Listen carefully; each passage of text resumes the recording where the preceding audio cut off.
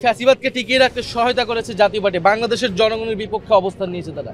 ফলে কোন বিবেচনায় তারা আর এই বাংলাদেশের রাজনীতি করবে? যেভাবে হামলা করেছে এটা তো ন্যাক্কারজনক বললে কাভার হয় না, দুঃখজনক বললে কাভার হয় না। নির্বাচনকে বিভিন্নভাবে বিলম্বিত করার লক্ষ্যে এই ধরনের কিছু একটা শক্তি কাজ করছে। জাতীয় পার্টি নিষিদ্ধ করার পক্ষে মত দিয়েছে জামায়াত ও এনসিপি। অন্যদিকে বিএনপি স্পষ্টভাবে জানিয়েছে তারা কোনো রাজনৈতিক দলের নিষিদ্ধ চায় না। চলমান রাজনৈতিক উত্তেজনার মধ্যে প্রধান উপদেষ্টা ডক্টর মোহাম্মদ ইউনূসের সঙ্গে রোববার যমুনায় অনুষ্ঠিত বৈঠকে এই অবস্থানগুলি পরিষ্কার করেন রাজনৈতিক দলগুলো।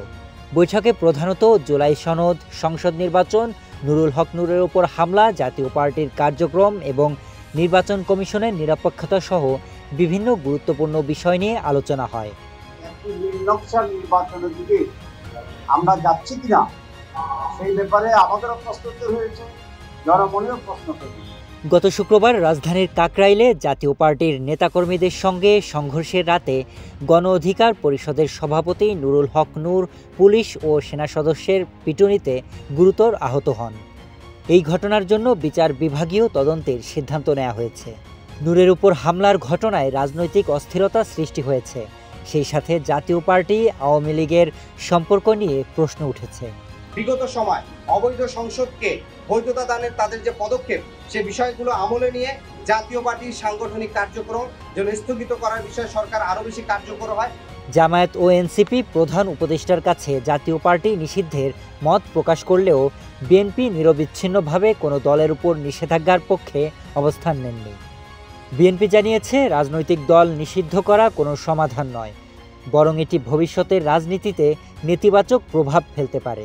নির্বাচন ঠিকই সময় আমরা যেটা শিডিউল ঘোষণা করা হয়েছে সেই শিডিউলেই নির্বাচন ঘোষণা হবে। বৈঠকে অংশ নেওয়া দলগুলোর মধ্যে বিএনপি নির্বাচনের বিষয়ে আশ্বস্ত হয়েছেন। তারা জানিয়েছেন নির্বাচন ফেব্রুয়ারির প্রথমার্ধে অনুষ্ঠিত হবে এবং কোনো বিলম্ব হওয়ার সুযোগ নেই। তবে জামায়াত ও এনসিপি নির্বাচনের পরিবেশকে সুষ্ঠু ও নিরপেক্ষ করতে নির্বাচনের প্রস্তুতি, লেভেল প্লেয়িং ফিল্ড নিশ্চিত করা এবং পিআর ও জুলাই সনদের আইনি ভিত্তি শক্ত করার প্রয়োজনীয়তা গুরুত্বের সঙ্গে তুলে ধরেছেন।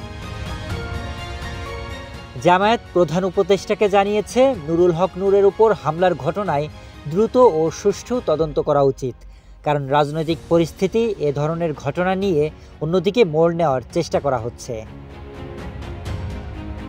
প্রধান উপদেষ্টা বৈঠকে বারবার জোর দিয়ে বলেছেন নির্বাচনের জন্য সরকারের প্রধান দায়িত্ব হচ্ছে অবাধ ও শান্তিপূর্ণ পরিবেশ নিশ্চিত করা। তিনি আশ্বস্ত করেছেন নির্বাচন উৎসবমুখর পরিবেশে সুষ্ঠু ও নিরপেক্ষভাবে অনুষ্ঠিত হবে এবং এটি বাংলাদেশের ইতিহাসের অন্যতম সেরা নির্বাচন হবে। বৈঠকে রাজনৈতিক দলগুলোকে ঐক্যবদ্ধ থাকারও পরামর্শ দিয়েছেন। এছাড়া জুলাই সনদ চূড়ান্ত করার অগ্রগতি, জাতীয় ঐকমত্য কমিশনের কার্যক্রম এবং নির্বাচন কমিশনের কার্যক্ষমতা ও নিরপেক্ষতা বিষয়েও প্রধান উপদেষ্টা নজর দিয়েছেন। জাতীয় পার্টি নিষিদ্ধ, নির্বাচন ব্যবস্থা ও প্রস্তুতি সহ বিভিন্ন ইস্যুতে দলগুলোর বিপরীতমুখী অবস্থান দেশের রাজনীতিকে কোন দিকে নিয়ে যায় সেটি এখন দেখার অপেক্ষা। Sharif Rahat, news desk, hello Bangla.